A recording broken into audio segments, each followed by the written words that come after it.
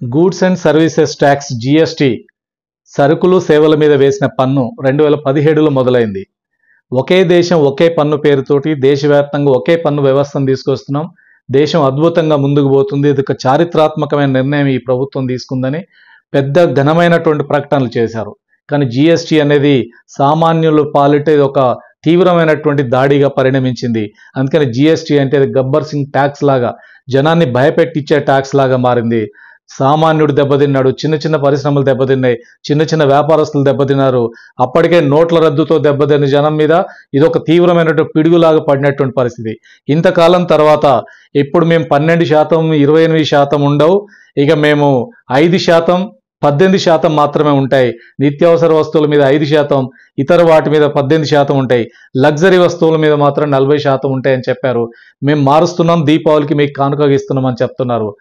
8 ఏళ్ల పాటు తీవ్రంగా దాడి చేసి అన్ని రకాలుగా ఇబ్బందులు పాలు చేసి ఇప్పుడు మీకు కానుక ఇస్తున్నాం చెప్పడం ఇదొక మోసపూరితం.